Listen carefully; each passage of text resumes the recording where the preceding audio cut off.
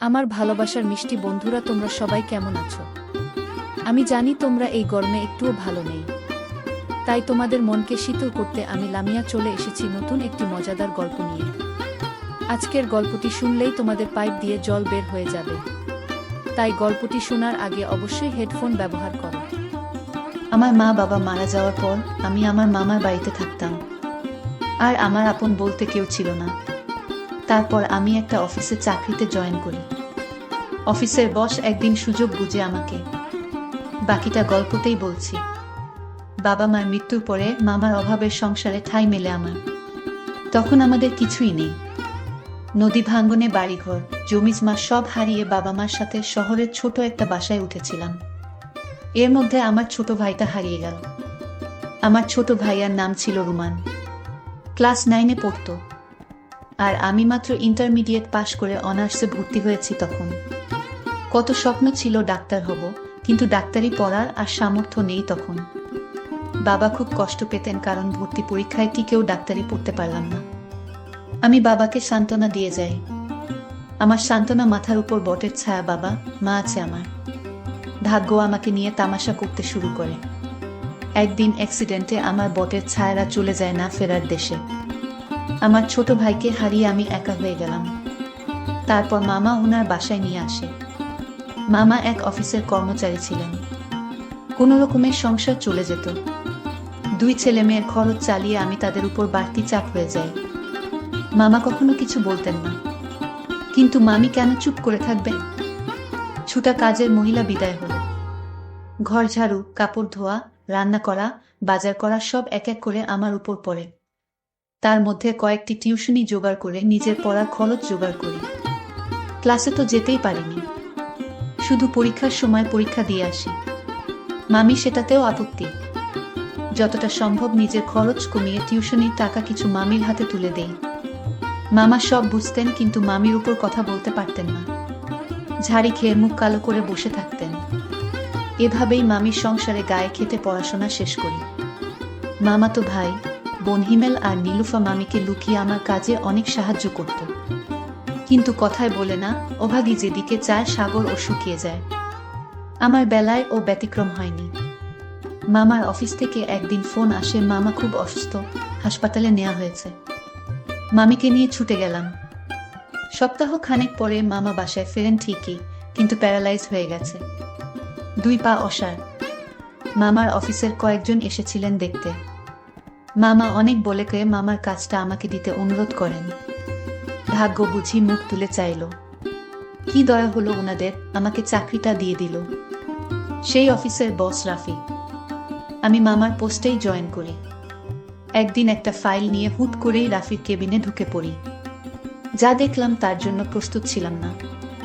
এই অফিসের একটা মেয়ে রাফির সাথে বসে হাসি হাসি গল্প করছে, মনে হয় যেন তারা দুজন দুজনকে খুব ভালোবাসে। আমি দেখেই মাথা নিচু করে দাঁড়িয়ে আছি। এই মেয়ে, নক না করে আমার কেবিনে ঢুকার সাহস হয় কি করে তোমার? রাগে গড়গড় করতে থাকে Rafi. I am sorry sir, ভুল হয়ে গেছে। আসলেই আমি অন্যমনস্কভাবেই নক করতে ভুলে গেছি। কোথা থেকে এসব জুটেছে কে জানে। এই মেয়ে বাবা মা ভদ্রতা শেখায়নি। নাইমা নামের মেয়েটি এগিয়ে এসে বলল। এই মেয়ের মুখে ভদ্রতার কথা শুনে মেজাজ কারাক করছে আমার।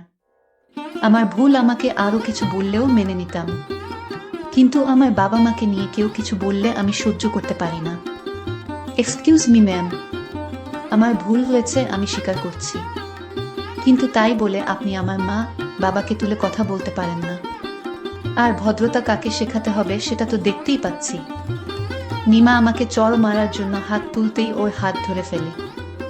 এক ঝাটকায় হাত সরিয়ে দেই। আমার ব্যবহারে নিমা বোকা হয়ে গেছে।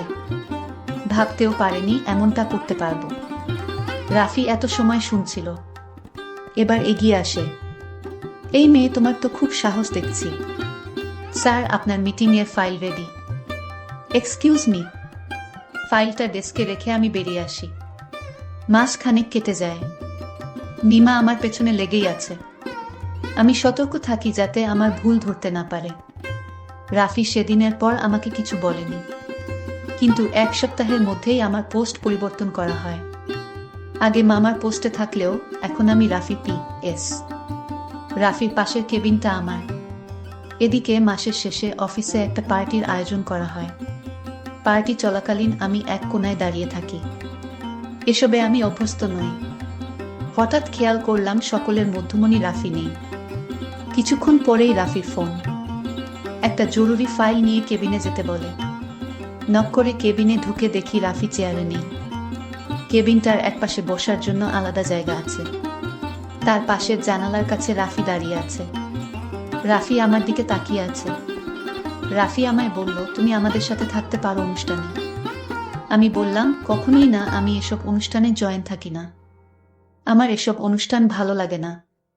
আমি একটা জরুরি ফাইল জমা দিতে এসেছি এবং আমার এই মাসের বেতনটা দিলে খুব উপকার হতো। তখন আমাকে রাফি বলল, দেখো, বেতন তোমার কাল নিতে হবে। আজ বেতন দেওয়ার কোনো সুযোগ নেই। আমি বললাম, তাহলে আমি বাসায় চলে যাই। রাফি তখন রাগ দেখিয়ে বলল, এই তুমি কি ভাবছো এমনি এমনি টাকা দিয়ে দেব? কখনো না।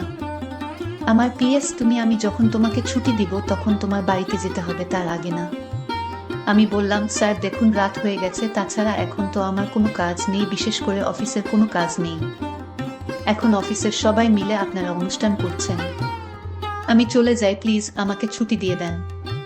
রাফি বলল, এক কথা আমি বারবার বলি না, আর শুনতেও পছন্দ করি না। আমি তখন রাফিকে বলেছিলাম, দেখুন, আমার মামার জন্য ঔষধ নিয়ে যেতে হবে। আমি ঔষধ নিয়ে গেলে মামা খাবে, তারপর ঘুমাবে। অসুস্থ শরীরে মামা নিয়মিত ওষুধ না খেলে মামার সমস্যা হবে। এইদিকে মামা রাফির মোবাইলে কল করেছিল। রাফি ফোন রিসিভ করল না। মামা চিন্তায় পড়ে গেল, মেয়েটা এখনো আসছে না কেন। মামা মামিকে বলল, তুমি অফিসে একটু খোঁজ নিয়ে দেখো তো। রাত প্রায় 12টা বাজতেছে। মামি একটা সেজনি করে সোজা অফিসে চলে আসে। এসে মামি দেখল আমি ক্লান্ত শরীর নিয়ে দাঁড়িয়ে আছি। মামি আমাকে জিজ্ঞেস করলো, কিরে মা, তুই এখনো বাড়ি ফিরিস না কেন? তোর মামা চিন্তায় পড়ে আমাকে অফিসে পাঠিয়েছে। মামি মামার পোস্ট থেকে আমাকে বাতিল করে রাফি স্যারের PS করেছে। আর তাই যতক্ষণ অনুষ্ঠান চলে রাফির সাথে আমার থাকতে হবে। মামি তখন রাফি স্যারকে বলল, মেয়েটাকে ছুটি দিয়ে দাও, রাত অনেক হয়েছে। রাফি তার জবাবে বলল, দেখুন, এরকম করলে কিন্তু আমি ওকে চাকরিতে রাখতে পারবো না। ঠিক আছে, আজ ছুটি দিয়ে দিলাম, নেক্সট টাইম এমন করলে আমি চাকরিতে রাখতে পারবো না। ঠিক আছে। তারপর মামি আমায় বাসায় নিয়ে ফিরল।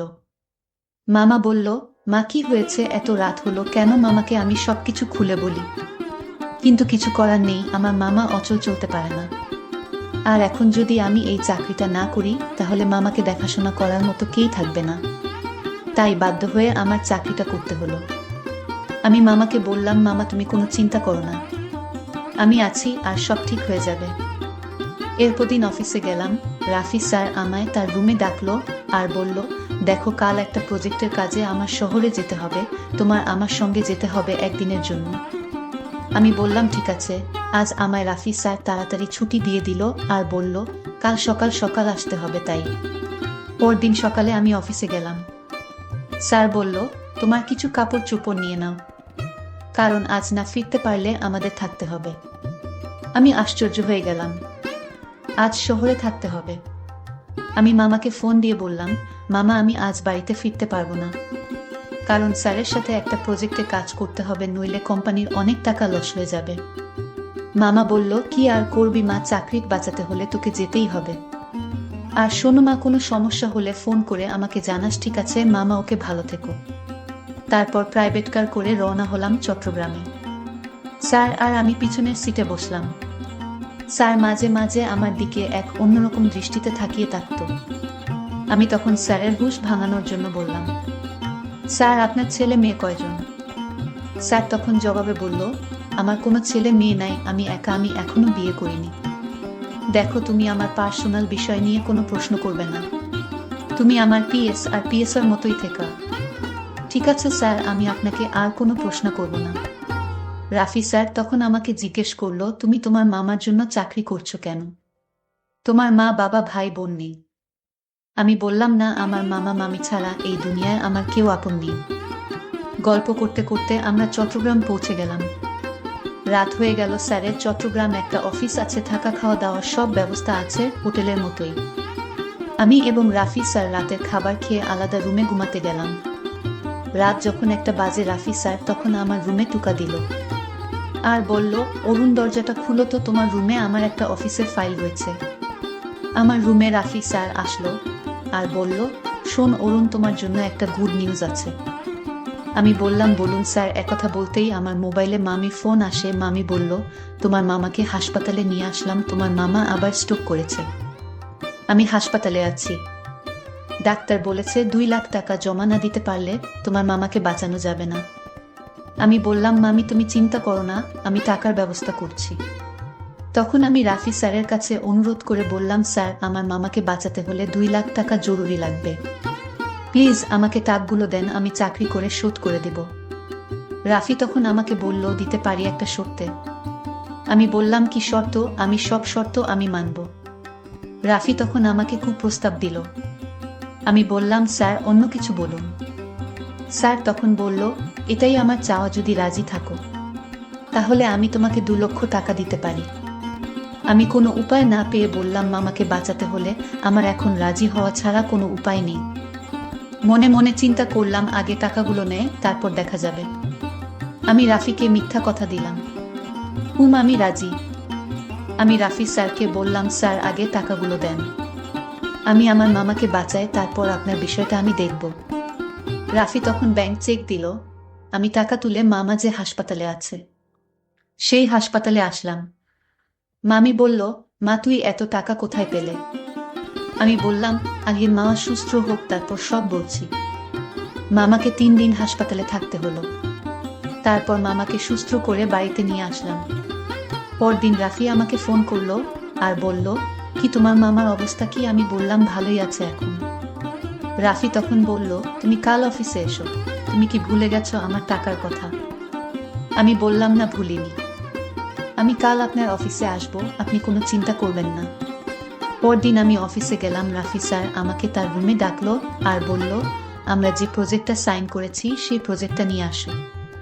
আমি অফিসে ফাইল নিয়ে যেতেই রাফি স্যার আমাকে বলল, বসো। আমি বসলাম। রাফি স্যার বলল, আমার কাছ থেকে তুমি যে টাকা নিয়েছিলে যে কাজের বিনিময়ে, সেটা কি করলে? রাফি স্যার আমার দিকে তাকিয়ে বলল, কি উত্তর দিচ্ছ না কেন? আমি বললাম, স্যার আপনার টাকা আমার বেতন থেকে কেটে রেখে দিবেন। রাফি স্যার রাগান্বিত হয়ে বলল, এটা তো কথা ছিল না। আমি বললাম, আমি আপনাকে মিথ্যা সান্ত্বনা দিয়ে টাকাগুলো নিয়েছি। আপনি যে প্রস্তাব আমাকে দিয়েছেন সেটা সম্ভব না। আপনার টাকা আমি ফেরত দিয়ে দিব। রাফি স্যার বলল, তাহলে এই মুহূর্তে টাকাগুলো দেন। আমি বললাম, স্যার কেমনে দিব এই মুহূর্তে? আপনার কি মাথা ঠিক আছে? রাফি স্যার আমার কথা সহ্য করতে না পেরে আমাকে চড় মারতে চেয়েছিল, কিন্তু আমি তার হাতটা ধরে উল্টো রাফি স্যারকে একটা থাপ্পড় মেরে দিলাম। রাফি স্যার বলল, কত বড় সাহস তো, তুই আমার গালে চড় মারলি? এই অফিসের সবাই আমাকে বাঘের মতো ভয় পায়, তোর এত বড় সাহস, আজ থেকে তোকে এই অফিসের চাকরি থেকে বহিষ্কার করলাম। আমি চাই না আপনার অফিসে চাকরি করতে। আমি রিজাইন দিয়ে চলে আসলাম। যখন চলে আসি তখন আমার ছোট একটা মাইনি ব্যাগ ছিল, সেই ব্যাগে আমার আর আমার ছোট ভাইয়ের সাথে অর্থাৎ একসাথে ছবি ছিল। আমি ভুল করে অফিসের সেই ব্যাগটি ফেলে রেখে আসলাম। রাফি স্যার তখন সেই ব্যাগটা হাতে তুলে নিল।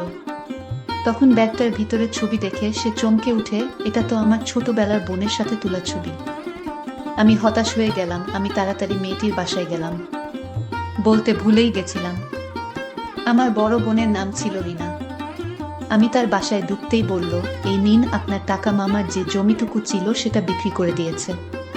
তার মুখে টাকাগুলো ছুঁড়ে ফেলে দিলাম। আপনি টাকাগুলো নিয়ে এক্ষুনি বাসা থেকে চলে যান। আমি বললাম, ঠিক আছে চলে যাব, তার আগে বলুন এই ছবিটা আপনার কাছে কিভাবে এলো? আপনি ভুল করে এই ছবিটা অফিসে ফেলে এসেছেন। সে উত্তর দিল, সেটা আপনার না জানলেও হবে, এটা আমার পরিবারের বিষয়। রাফি তখন বলল, আমি চলে যাব, কোনোদিন আসবো না, শুধু একবার বলুন ছেলেটির সাথে মেয়েটি কে? সে বলল, এটা আমার হারিয়ে যাওয়া ছোট ভাই, আমি ওর বড় বোন। আজ থেকে 20 বছর আগে আমি তাকে হারিয়ে ফেলেছি। রাফি তখন চোখের পানি ছেড়ে বলল, তার পায়ে পড়ে বলল, আমাকে মাফ করে দে আপু, এই ছবিটির ছেলেটি আমি তোমার ছোট ভাই। নদী ভাঙনে আমি হারিয়ে গিয়েছিলাম। তখন একজন বড় লোকের বাসায় কাজ করতাম। ওনারা তাদের ছেলে হিসেবে আমাকে দেখত, কারণ তাদের ছেলে মেয়ে ছিল না। আর তখন ওনারা আমার নামটা পরিবর্তন করে রাফি দিয়ে দেয়। তাদের ব্যবসার দেখাশোনার দায়িত্ব আমাকে দেন। আমি তোমার ছোট ভাই আপু। আমি তোমার সাথে যে অন্যায় করেছি আপু, সেটা ক্ষমার যোগ্য না। আপু, তুমি আমায় ক্ষমা করে দাও। রিনা তখন চোখে পানি ছেড়ে বলল, আমি আমার ভাইকে পেয়েছি, এর চেয়ে আনন্দ আর কি হতে পারে। প্রিয় বন্ধুরা, গল্পটি তোমাদের কাছে কেমন লাগলো তা অবশ্যই কমেন্ট করে জানাইবা। আর এরকম নতুন নতুন গল্প পেতে আমাদের চ্যানেলটিকে সাবস্ক্রাইব করে পাশে থাকবেন। ধন্যবাদ।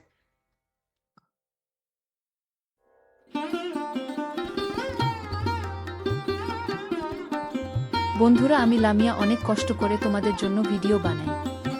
আর পরবর্তী গল্পে আমি আমার ইমো নাম্বার দিব এবং তোমরা সবাই আমার সাথে ভিডিও কলে কথা বলতে পারবা। শুধুমাত্র যারা আমার চ্যানেলটিকে সাবস্ক্রাইব করবে আমি তাদের সাথে ভিডিও কলে কথা বলবো।